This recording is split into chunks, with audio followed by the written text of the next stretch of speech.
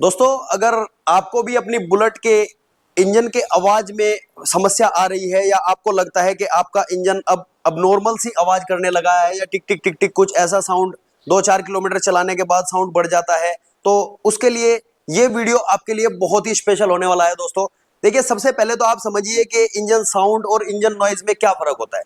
देखिए, अगर आप साइलेंट साइलेंसर के साथ अपनी बुलेट को रन करा रहे हैं और हल्की फुल्की आवाज आपको इंजन से हीट होने पर आ रही है, तो वो कोई एबनॉर्मल बात नहीं है। लेकिन अगर बहुत ही इरिटेटिंग साउंड जैसा कि इस इंजन में आ रहा है, मैं आपको अभी स्टार्ट करके दिखाऊंगा कि इंजन साउंड और नॉइज में क्या फर्क रहता है। पहले मैं आपको इसकी नॉइज सुनाऊंगा और उसको ठीक करने के बाद आपको वापस से साउंड भी सुनाऊंगा कि क्या डिफरेंस इंजन नॉइज और इंजन साउंड के अंदर बेसिकली होता है। सबसे पहले तो आप इस बुलेट की आवाज सुनिए कि कितनी गंदी आवाज इसके इंजन से आ रही है। बेटे किक मारी हो जाके उधर।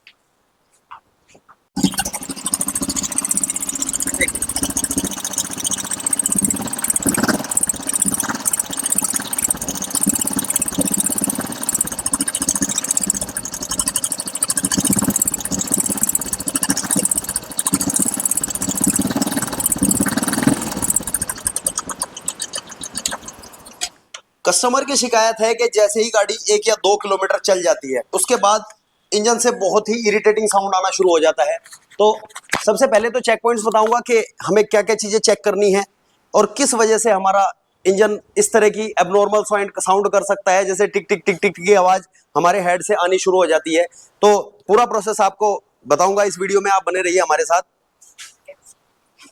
देखिए, इस तरह की आवाज करने का मुख्य कारण क्या हो सकता है। सबसे पहले तो हमें चेक करना है कि हमारे हेड में इंजन ऑयल की सप्लाई ठीक तरह से हो रही है या नहीं हो रही है। सबसे पहला चेक पॉइंट हमारा यही रहेगा कि हम अपने इंजन ऑयल की सप्लाई को चेक करेंगे कि इंजन ऑयल का सर्कुलेशन हमारे हेड तक हो भी पा रहा है या नहीं। ये टैंक उतारेंगे, इसको चेक करने के लिए हमें टैंक उतारना पड़ेगा और उसके बाद हेड कैप को भी हमें उतारना पड़ेगा, जिससे हमें पता चल सके कि इंजन ऑयल का सर्कुलेशन ऊपर हेड कैप तक हो भी रहा है या नहीं। हेड कैप को हमें सबसे पहले उतार लेना है दोस्तों। ये देखिए, ये मैं दोनों हेड कैप इसके उतार चुका हूँ। ये रोकर कवर मैंने उतार लिए हैं और अब इसी कंडीशन में हम बाइक को स्टार्ट करेंगे और देखेंगे कि इंजन ऑयल की सप्लाई ऊपर तक है भी या नहीं। अब मैं इसको स्टार्ट करूंगा।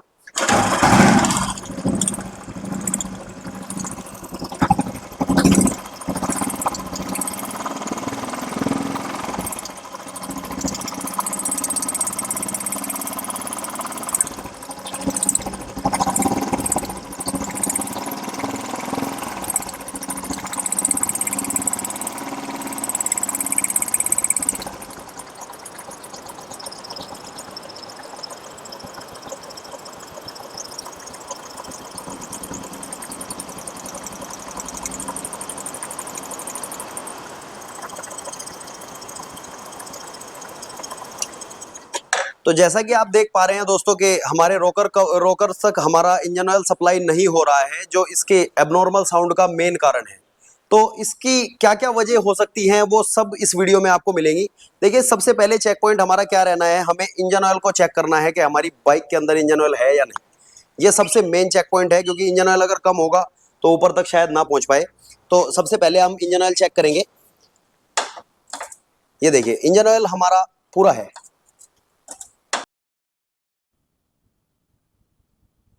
आराम से दोनों रोकर्स को खोलेंगे, रोकर्स के अंदर चेक करेंगे कि वहां पर कोई ब्लॉकेज तो नहीं है। ये एलन की वाले बोल्ट रहते हैं।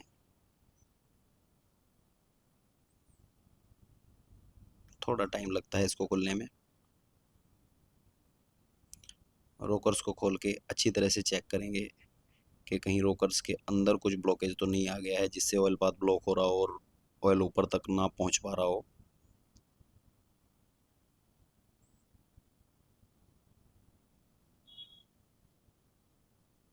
इसमें थोड़ा समय लग सकता है, लेकिन आप आराम से खोलें इसको, जल्दबाजी ना करें।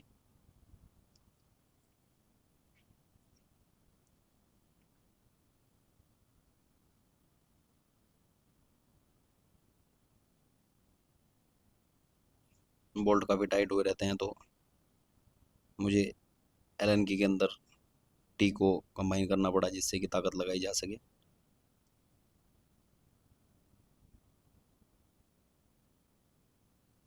ये देखिए ये वाले दोनों बोल्ट लूज हो चुके हैं, रोकर के ऊपर वाले हैं जो एलन की वाले बोल्ट।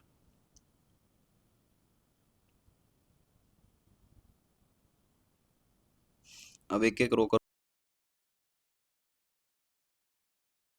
मैंने उठा लिया है। अब इसकी जो हमारी जो बनावट है वो इस तरह से है कि इसमें अंदर छोटे छोटे सुराख हैं। इसको हमें ध्यान से देखना है कि कोई सा सुराख इसमें से ब्लॉक तो नहीं हो गया है। ये सब मुझे ओके लग रहे हैं क्योंकि एक भी सुराख इसमें से बंद नहीं है। अब यहाँ से जो नीचे मेन आपका पाथ है ऑयल जिससे हमारा आना है ऊपर, वो मुझे ब्लॉक लग रहा है। तो इसको खोलने के लिए अब मैं कुछ ना कुछ टेक्निक तो लगाऊंगा। कई बार हमारे हेड को भी हमें उतारना पड़ जाता है अगर बहुत ज़्यादा ब्लॉकेज हो, लेकिन इतना ज़्यादा ब्लॉकेज इसमें लग नहीं रहा क्योंकि ज़्यादा डर्टी इंजन नहीं है। तो उसके लिए मुझे और कुछ सोचना होगा कि कैसे इस सुराख को खोला जाए, क्योंकि ये जो मेन आपका ऑयल पाथ है ये मुझे ब्लॉक लग रहा है। रोकर्स दोनों चेक करने होंगे मुझे, ये मैं एग्जॉस्ट वाला रोकर भी चेक कर रहा हूँ वैसे। हाँ ये भी मुझे बिल्कुल ठीक लग रहा है, इसमें भी कोई ज़्यादा समस्या नहीं है। सारे होल्स इसके ओपन हैं। तो अब देखते हैं कि दूसरे वाले इसमें क्या रहता है। एक मेन होल यहाँ से, ये रबड़ रिंग भी चेक कर लेना है। अगर ये रबड़ रिंग मिस होगा हमारा तो भी ऊपर ऑयल की सप्लाई नहीं जाएगी, लेकिन रबड़ रिंग हमारा लगा हुआ था तो ये ज़्यादा घबराने वाली बात नहीं है। अब यहाँ से जो मेन होल है इसका जिससे सप्लाई ऊपर रोकर्स तक जानी है, उसको कैसे खोला जाए, मुझे वही ब्लॉक लग रही है। एयर ब्लो करूँगा इसके अंदर और देखूंगा कि कहीं यही हमारा, हाँ ये देखिए मैं एयर ब्लो कर रहा हूँ वो वापस आ रही है। इसका मतलब ये मेन जो हमारा पाथ है जिससे ऊपर को सप्लाई जाएगी ये हमारा ब्लॉक हो गया है। ये एयर गन की सहायता से देखते हैं खुल पाएगा नहीं, नहीं तो इसके लिए और भी टेक्निक्स हैं हमारे पास। नहीं खुल पा रहा है एयर गन से ये। तो इसको खोलने के लिए मैं स्टील वायर की भी हेल्प ले सकता हूँ। हाँ ये स्टील वायर मैं एक लूँगा और स्टील वायर से ऊपर इसमें ये देखिए इस तरह से मैं चलाऊँगा जिससे कि जो ब्लॉकेज आया है उसको खोला जा सके। जी देखिए ये मैंने एक स्टील वायर की सहायता से इस होल को खोलने की कोशिश की है। इसमें कुछ ब्लॉकेज था। अब मैं एयर ब्लॉक करा के देखूँगा कि नीचे हमारा एयर आ रहा है या नहीं। जी जी जी आना शुरू हो गया है एयर। एयर नीचे आना शुरू हो गया है। ये देखिए नीचे से एयर ऊपर भी आना।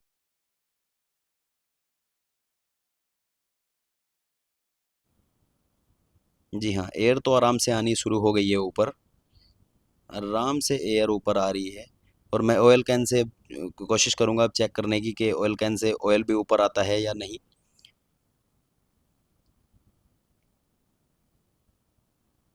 हम्म फिलहाल एयर आराम से जा रही है, दोनों पाथ से एयर आराम से जा रही है। ये देखिए आराम से हमारी एयर ऊपर तक आ रही है, वापस नहीं आ रही है एयर, सीधा ऊपर निकल रही है। तो इसका मतलब जो ब्लॉकेज था वो खुल गया है। चलो एयर का मामला क्लियर हुआ। अब इसके बाद हमें चेक करना होगा कि ऑयल भी ऊपर तक पहुंच पाता है या नहीं। नॉर्मली एक ऑयल कैन से हम चेक भी कर सकते हैं। इसको जरूरी चेक करना जरूरी है कि ये ब्लॉक ना हो, क्योंकि अगर ये ब्लॉक हो गया तो फिर सप्लाई पूरी रुक जाएगी। ये देखिए ये ऑयल कैन से मैं अब कोशिश करूंगा इसको चेक कराने की। ये देखिए मैं ऑयल कैन से नीचे से ऑयल ब्लो कर रहा हूँ और ऑयल ऊपर आराम से आ रहा है। तो इस तरह से एक नॉर्मल सी टेक्निक है ये इसको खोलने की। अगर ये इस तरह से ना खुले तो हमें हेड भी उतारना पड़ सकता है कई बार। तो अब मैं इसको फिट करूंगा और देखिए स्टार्ट करने के बाद आराम से हमारी जो इंजन ऑयल की सप्लाई है वो रोकर्स तक हो गई है। अब इस बाइक में ये आवाज़ बिल्कुल क्लियर आएगी। मैं आपको साउंड सुनाता हूँ, देखो साउंड इसका।